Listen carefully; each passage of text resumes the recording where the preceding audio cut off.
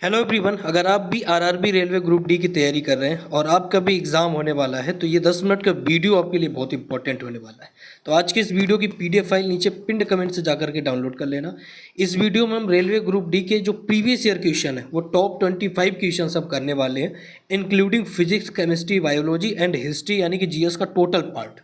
ये क्वेश्चंस बहुत इंपॉर्टेंट है। तो पहला क्वेश्चन देखिएगा, यदि किसी चालक की यानी कि कंडक्टर की जो प्रतिरोध है वो 10 ओम दिया हुआ है और इसकी लंबाई को खींच करके अगर 3 गुना कर दिया जाए तो अब नया जो प्रतिरोध होगा वो क्या होगा। और इसी तरीके के क्वेश्चन आपके रेलवे ग्रुप डी में पूछे जाते हैं, बार बार आते हैं, इस बार भी पूछे जाएंगे। अब इसका सॉल्यूशन क्या है, वेरी सिंपल।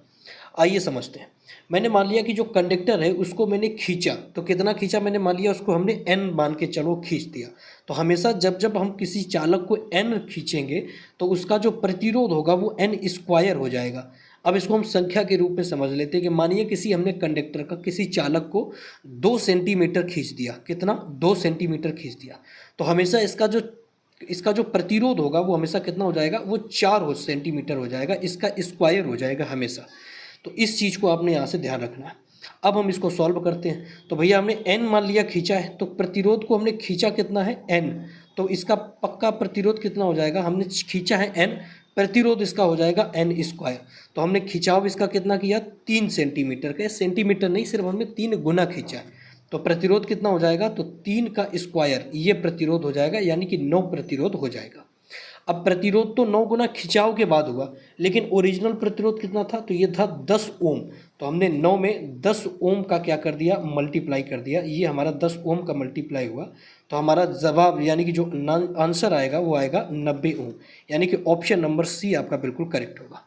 तो किसी चालक को अगर जिसका प्रतिरोध 10 ओम है, उसकी लंबाई को अगर हम 3 गुना खींचेंगे तो उसका जो नया प्रतिरोध होगा वो पक्का का कितना हो जाएगा, 90 हो जाएगा।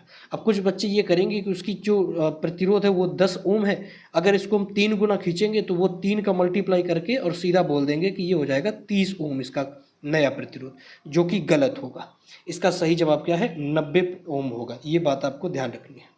नेक्स्ट क्वेश्चन पॉलिटी का देखिएगा कि भारतीय संविधान के किस अनुच्छेद के तहत वित्तीय आपातकाल घोषित किया जाता है। तो वित्तीय आपातकाल आप सब समझते ही हैं, जब फाइनेंशियल कंडीशन किसी भी कंट्री की ठीक नहीं होती है तो वित्तीय आपातकाल लगाना पड़ता है।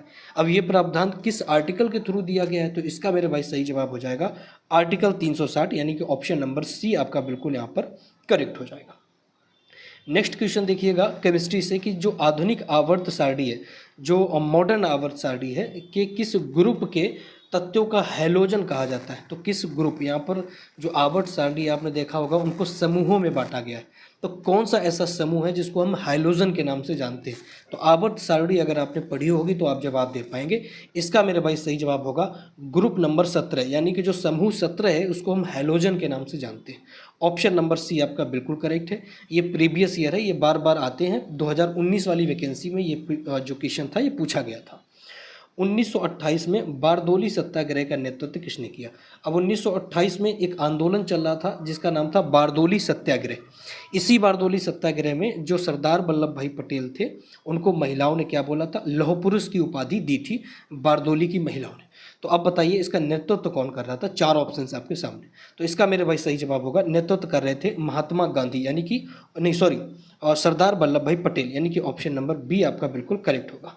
और सरदार वल्लभ भाई पटेल को बारदोली की महिलाओं ने कौन सी उपाधि दी थी, लौह पुरुष की उपाधि दी थी। ये चीज़ आप यहाँ से याद रखिएगा। कोशिका के भीतर जो प्रोटीन संश्लेषण होता है, प्रोटीन संश्लेषण, इसका स्थान कौन सा होता है। तो एक जो कोशिका होती है सेल, उस सेल के अंदर न्यूक्लियर होता है, उसके अंदर बहुत सारी चीज़ें होती हैं, तो उसके अंदर जो प्रोटीन संश्लेषण होता है इसका स्थान कौन सा होता है, ये किस में पाया जाता है, किस अंग में।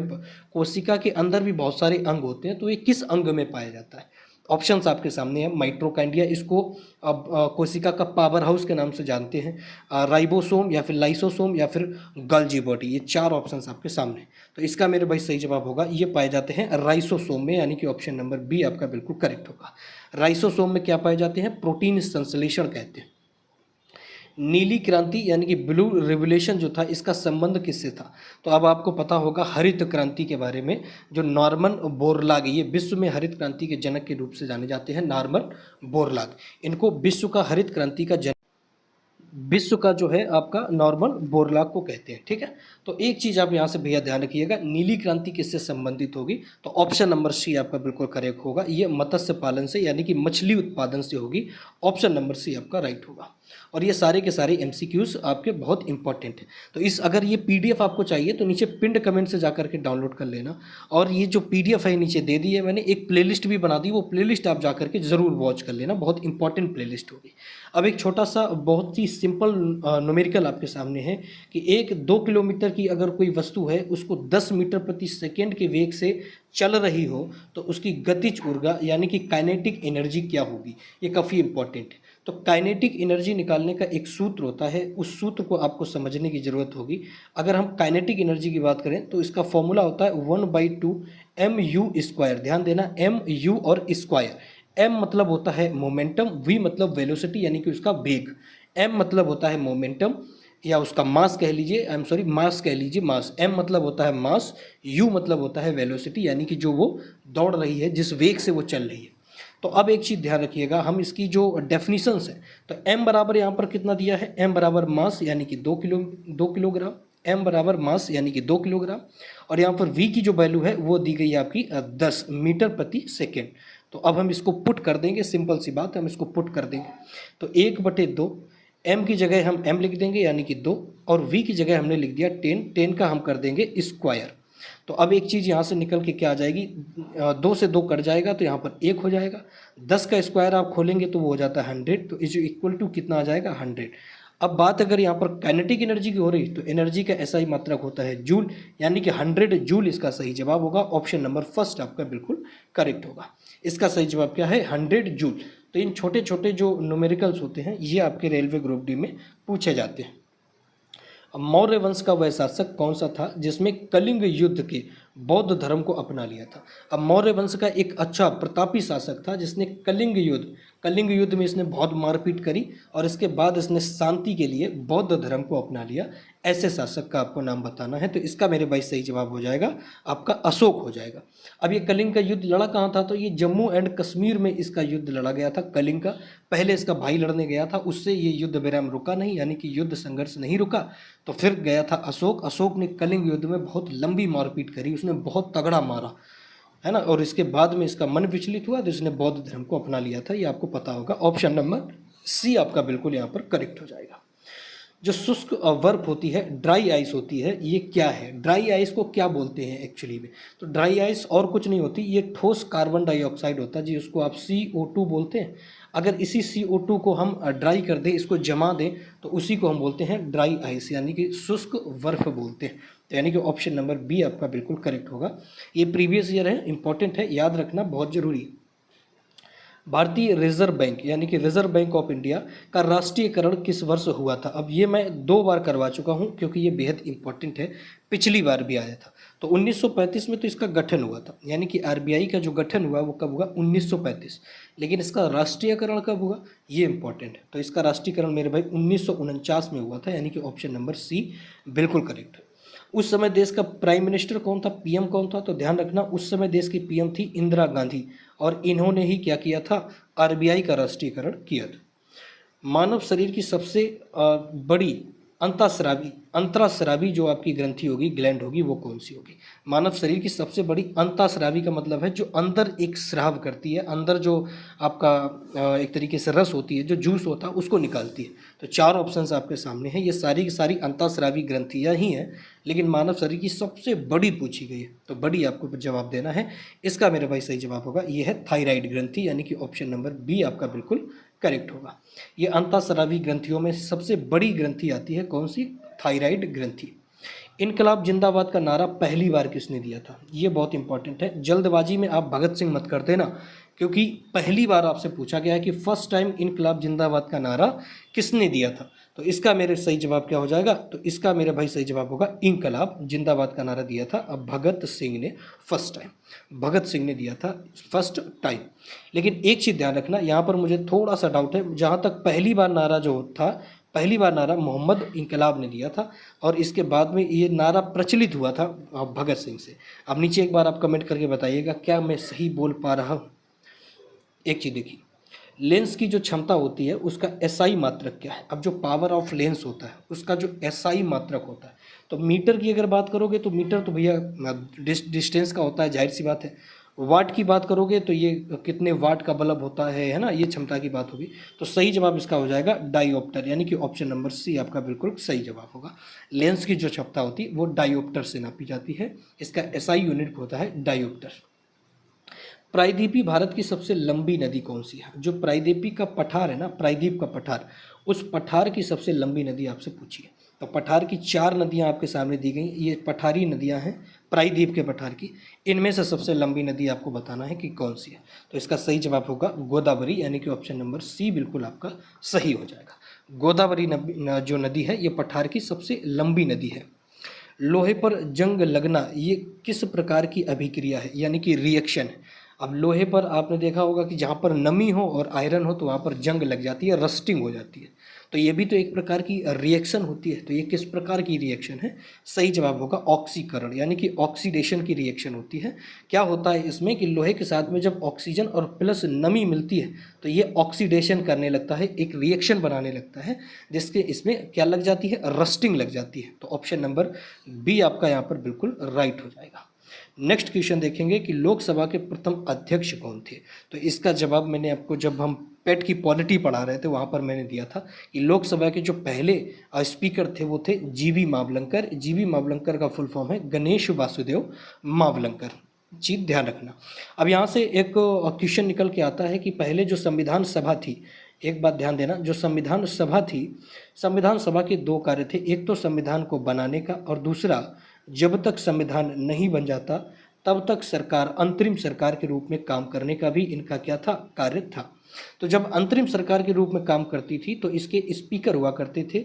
स्पीकर कौन थे, गणेश वासुदेव मावलंकर, यानी कि जीवी मावलंकर, और हमने इनको फर्स्ट स्पीकर के रूप में जाना। लेकिन जब संविधान बनाने का कार्य संविधान सभा कर रही थी तो इसके जो चेयरमैन थे, इसके अध्यक्ष थे, वो थे राजेंद्र प्रसाद। एक चीज़ यहाँ से याद रखिएगा। तो ये फैक्चुअल इन्फॉर्मेशन थी।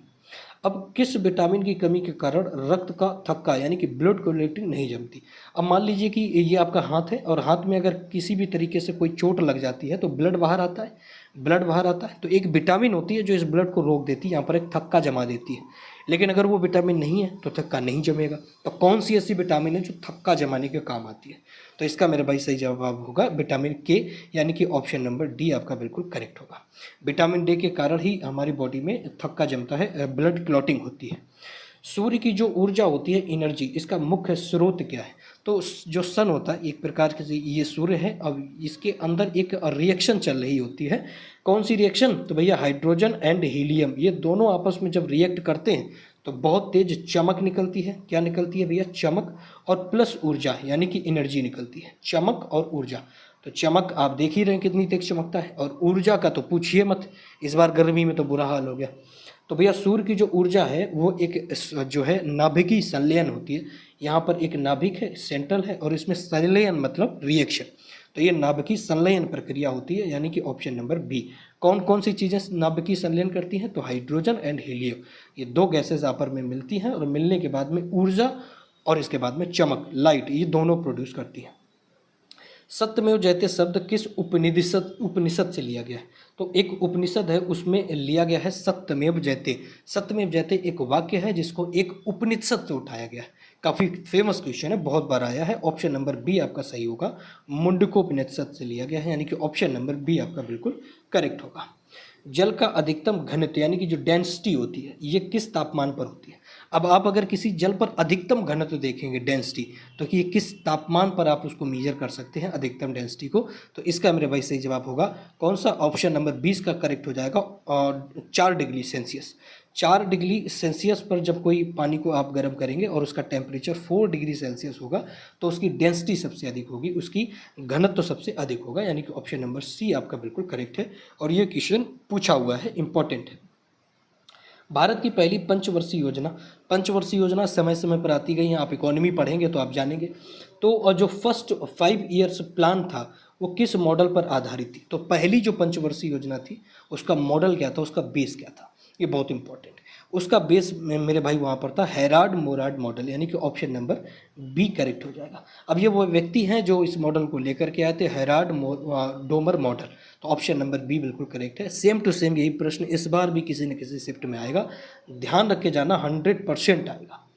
वायु की सबसे निचली परत, अब 5 परतें होती हैं, आप देखना वायु की जो सबसे बाहरी परत है वो बाहिर मंडल, नीचे वाली परत जो होगी वो क्षोभ मंडल, समताप मंडल, आयन मंडल, इस तरीके की। तो सबसे जो निचली परत है, यानी कि देखना ये पृथ्वी है, पृथ्वी में ये सब पेड़ पौधे लगे हुए हैं, और इसके ऊपर जो ये वाली परत है, ये सबसे पहली परत, इस परत को क्या कहते हैं? तो इसको मैंने अभी जस्ट आपको बता दिया, इसको क्षोभ मंडल कहते हैं। ऑप्शन नंबर बी बिल्कुल करेक्ट होगा। इसके बाद फिर आपका आएगा समताप मंडल, आयन मंडल, इस तरीके से, ठीक है। अब देखिएगा 23वां क्वेश्चन कि आधुनिक अनुवांशिकी यानी कि मॉडर्न जेनेटिक्स का जनक किसे कहा जाता है? तो जो आधुनिक अनुवांशिकी है मॉडर्न, इसका जनक किसे कहते हैं? तो मेरे भाई इसका सही जवाब आपका हो जाएगा ग्रेगर मेंडल को कहते हैं, यानी कि ऑप्शन नंबर सी आपका बिल्कुल करेक्ट होगा।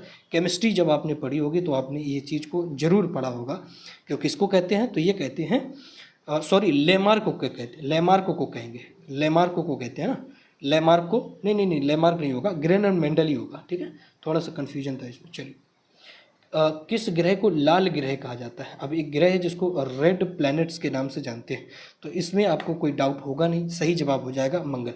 मंगल को लाल ग्रह के नाम से जानते हैं, ऑप्शन नंबर सी आपका बिल्कुल यहाँ पर करेक्ट होगा। अब देखिएगा जरा, जो विनेगर होता है सिरका, इसका मुख्य रूप से कौन सा अम्ल पाया जाता है? तो अब विनेगर में क्या पाया जाता है? तो विनेगर में मैंने आपको कल भी बताया था, इसका सही जवाब क्या हो जाएगा? एसिटिक एसिड पाया जाता है। एसिटिक एसिड, अब कितनी मात्रा में, कई बार ये भी पूछ देता है, तो 5 से 8% लगभग एसिटिक एसिड विनेगर में पाया जाता है, जो इसको खट्टा कर देता है, ठीक है। तो ये 25 क्वेश्चंस ऐसे थे जो बार बार पूछे जाते हैं। तो अगर अभी तक चैनल को सब्सक्राइब नहीं किया तो जरूर कर लेना।